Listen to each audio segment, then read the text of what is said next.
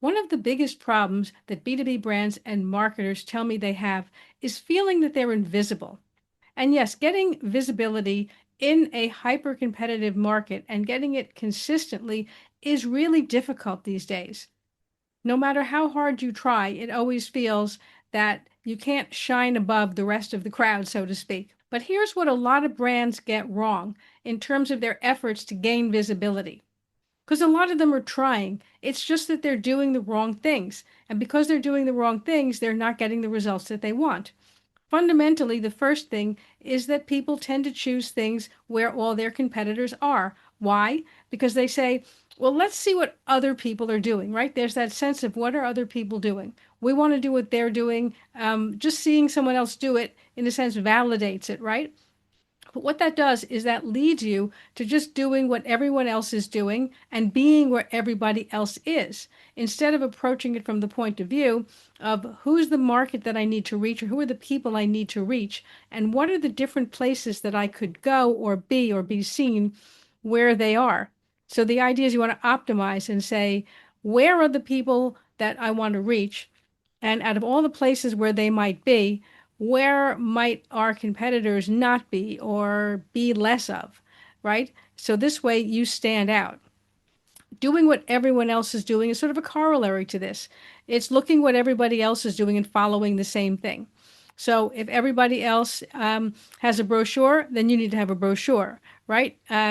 If everybody else is going to be at a certain trade fair, or you need to be at that trade fair. But all you do is look exactly the same as everybody else. And that's really a problem because when you look like everybody else, the person who's buying your product or you hope will buy your product is simply going to look and say, well, I have many options. Let me choose the cheapest one. I mean, and that's basically how we get to where we are in many industries, where it just comes down to, a race to the bottom on price. The other thing is thinking that you can drive sales by word of mouth or just reaching out to a couple of people. I see this more with people who are on the tech side of things, people who are starting a tech-based company, and they'll tell me what they're doing and that, ask me what I think. And then I'll say, well, how are you planning to build sales and, grow the name of, growing your business, the brand or the awareness of what you do. And they'll say, well, we're going to just start by word of mouth. And I'm like, oh my gosh, in this day and age, you will never survive on word of mouth. Typically, the things that travel by word of mouth are the bad things, right? The failures, the scandal. It's never the good things. That's more of a myth. That's the kind of thing that you hear of in internet lore, things that go viral. But in reality, in the business side of things, in B2B, things that go viral are usually something catastrophic, the kind of thing you don't want anybody to know. So realistically, by not having anything planned as to how you're going to market and advertise and then ultimately sell the product, you're putting yourself at a disadvantage because that product is not going to sell itself. And the other thing is chasing free publicity, is saying, well, we really don't have any money for marketing and advertising. So we're going to look at all the different things that allegedly, right, for people who don't work in this field, think you can get for free. Realistically, you get what you pay for. So anything that you're getting for free is probably not going to be very valuable or move you ahead. It'll make you feel good and you'll feel like you're getting a lot of free publicity or free this or that. But no one who's really a player is chasing the free stuff. Like, forget it. And I tell you this as someone who's worked in media for over 2 decades and who really has seen what it looks like on the other side of the desk, the receiving side of the desk. So I'm Jane Singer, and in this podcast series, I take you behind the scenes in media and marketing so that you can learn what it takes to build authority in a competitive market and get your seat at the table. Let's talk about why marketing is essential. In a hyper-competitive market, you need to differentiate in any way that you can. This not only gives you visibility, but it also justifies why your product might be worth more. Now, you want to get out of what marketing expert Seth Godin refers to as sort by price. That's when everything looks the same or looks the same to the buyer, then the buyer will optimize by simply sorting by price, right? If you have the choice of getting, let's say, five different software products and they all look to you as the buyer, not to the person who developed it, but as the buyer, as being very similar, then you're going to simply say, well, all look the same to me, so the cheapest one is probably the best deal. And unfortunately, that's the position many industries are in nowadays on a B2B level. They have not been able to really differentiate in any way why somebody would want to pay a premium. Marketing and advertising are the time tested, proven ways to get out of that sales dead zone. It's why people have been doing it for decades, for centuries, as far back as you can look. Something that's lasted that long over time has merit behind it. And you look and see some of the biggest companies, companies with really, really well known names, and they're still advertising. And you ask yourself, well, why? People already know their name. And the reason why is because they don't want people to forget their name. And it's very easy for people to have, sort of blur what they think your name means or your product. So it's important to keep that fresh, which is why companies invest in that. A lot of people who are not marketers and who are sort of newbies at this will say, well, Jane, the reason they advertise, right? The reason that something famous like Coke or Google or Apple or Tesla advertises is, well, they're rich. That's just, come on, guys. Like but no company spends money because they're rich. It's because it works and because they know that advertising and marketing is foundational because it's so easy to fade into obscurity. It's so hard to build a brand and get yourself where you're recognized and where you actually mean something to people. And it's so easy for that to go away. You can't take your foot off the gas. So let's talk about the benefits of marketing for a minute. Marketing fundamentally, at its very basic, is it builds what we call know, like, and trust. So what's that? Essentially, in order to effectively get a customer to want to buy your product, or at least to choose you above the others when they're looking for this kind of a product, is they have to know, like, and trust you. But how do you do that, right? You need them to become familiar with your company and your product. And the way that happens is they see it all the time. And it's interesting to note, people often say that you never get a second chance to make a good first impression. Um, I actually disagree with that. I think that people don't necessarily like something when they first see it, but it grows on them over time. You can see that oftentimes, let's say in person to person relationships. For example, you work in an office and they hire a new guy, and nobody really likes this guy, right? I don't know. There's just something about him that doesn't relate well to the other people, and maybe people think he's a little bit snobby, or they think that he doesn't know what he's doing, or whatever reason. So people sort of, look at him with the sideways glance. But he works there, and that's that, and he shows up every day, and so do you. And over time, you get to know the guy, and he sort of grows on you, if you know what I mean. Suddenly, he goes from being that weird guy to another one of our colleagues.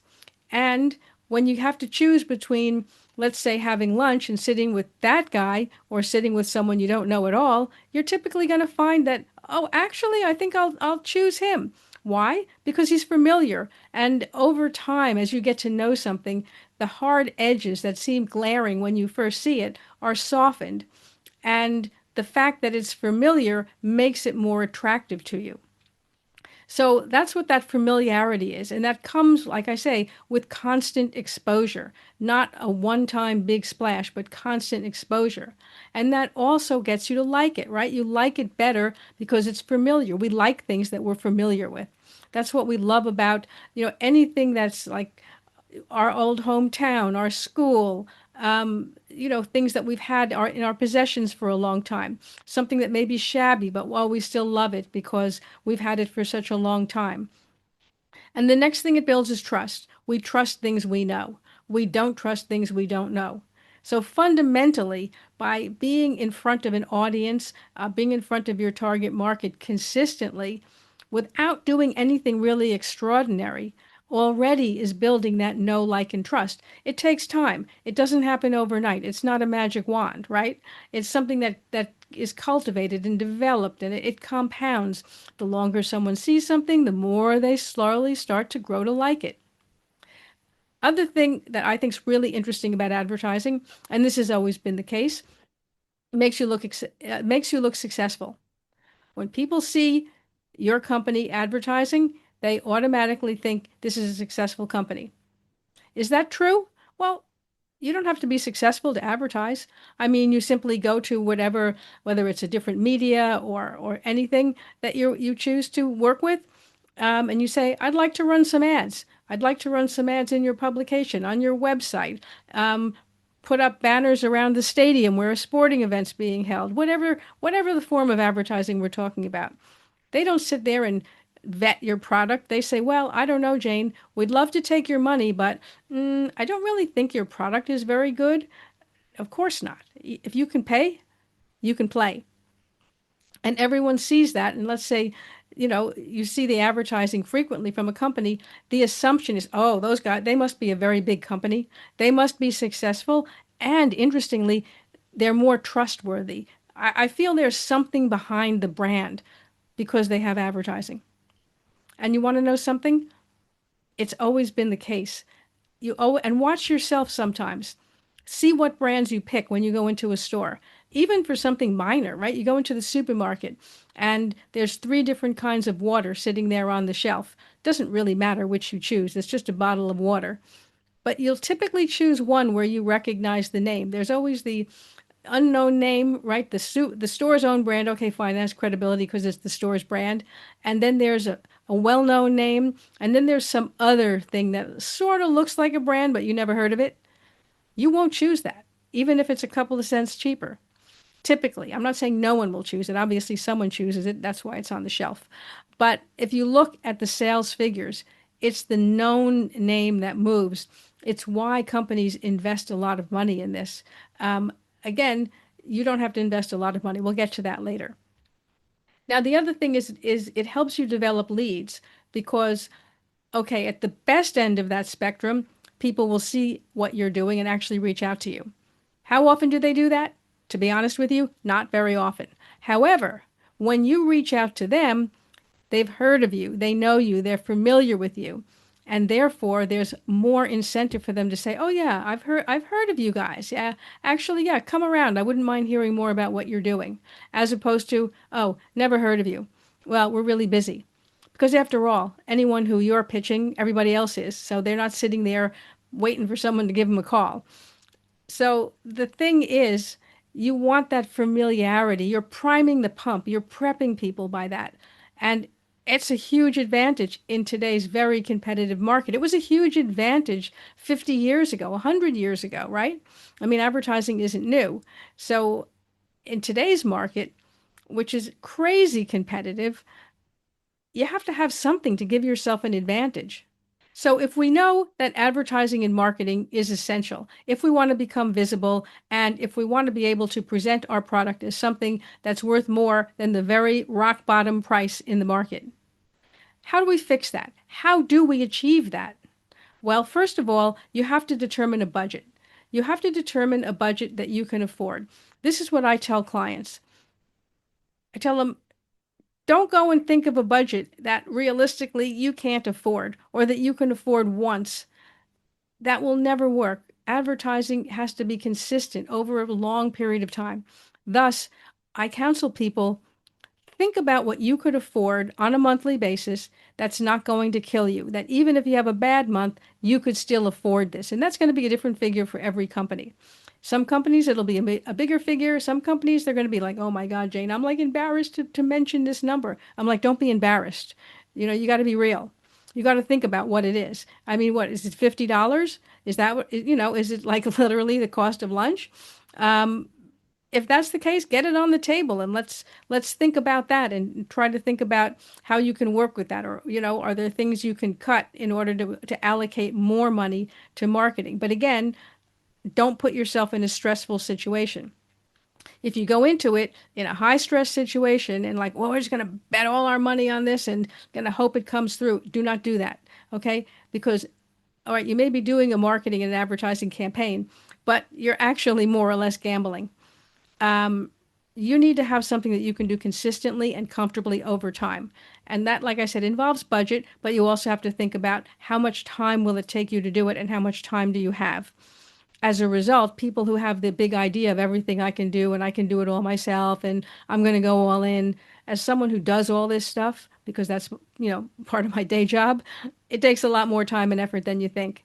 Um, so again, you have to be realistic and you have to ask yourself, how much money can I allocate every month? And bear in mind, and like I said, I always tell people, start small. Start with what you can afford. Start what feels digestible. You can scale up. Start small. If it's going really well, you can always do more. Nothing's stopping you from that. Likewise, on the time side of things, what can you do that's manageable? Is there something you can do that's more low touch, that gets you that visibility, but that you don't have to constantly be producing new content, which you don't have time to do? Maybe later on, when you start to grow more and you have a bigger budget, and then maybe you can afford a person to work with you. So you want to be practical about it, because really what you're doing is you're optimizing for visibility, but you're optimizing for visibility over time.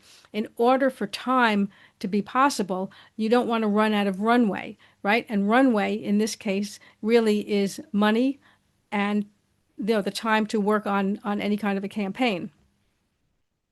A lot of times people will say, well, we don't really have a big budget, so we're just going to pull it all together and have a big splash, right? Because if we just parcel this out on a monthly basis, it's going to really feel like nothing. So maybe it makes more sense to just take this amount that we have and just do a big splash, one big splash. I'm like, honestly, that's the splash you get when you throw money into the toilet, because you can't get enough out of that to get return on investment.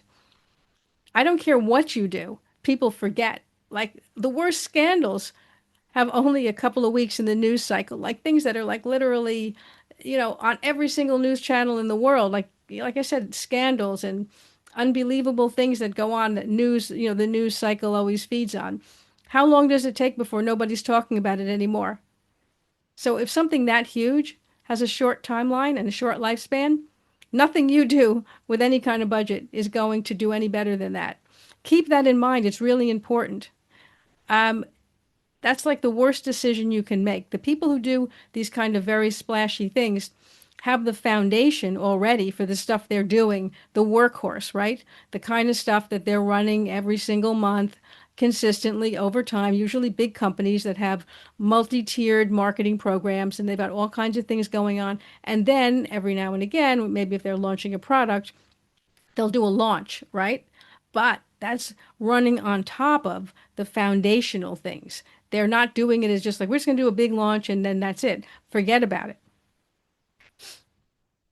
So once you've determined your budget, it's time to explore options. And you might be surprised how many options are out there that are actually reasonable and very effective, particularly, like I say, if you're doing it consistently. If you're not going to be consistent, nothing's going to be effective no matter what you do or where you do it. So, for example, something that we did with one of our products is we have a newsletter, and our logo is on that newsletter. We put it at the top, and we also put it at the bottom of the newsletter page. And we've been running that newsletter, believe it or not, now for 16 years. Um, can't believe it's been that long. And just having that logo on there, how many people will come up to me and tell me we get your newsletter? Just randomly people who find out where I work, and they'll say, "Oh yeah, we always get that. We love that." And there you go, right? Just the logo on that newsletter has built a tremendous amount of brand, better than anything we've done, actually.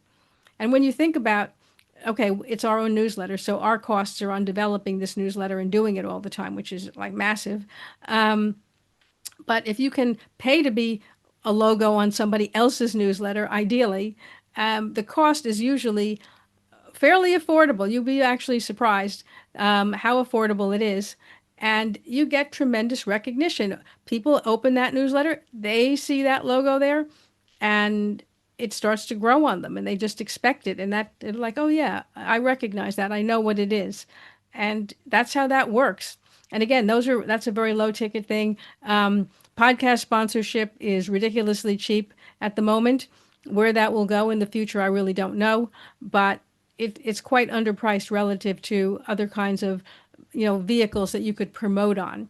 running those ads that you hear, what we call dynamic ads. So if you're listening to a podcast, then in the middle it will cut in, maybe on this one that you're listening to here, and it'll have an ad. Those are actually quite inexpensive. So if you can find a podcast or something like that that's reaching your target audience, that's a good option. Like I say, a good budget option. And there's other things as well. If you want to have more suggestions on what I consider to be affordable but effective ways, to get media placements, there's a PDF that I've put here. There's a link in the show notes or the description area where you can download it. If you'd like to learn more about B2B marketing and how to get your seat at the table, there's a lot more videos and podcasts here on this channel, or head on over to our website at seat.fm, where you can find even more information. Thank you for being here with me. I wish you tremendous success. I'm Jane Singer, and I will see you in the next episode.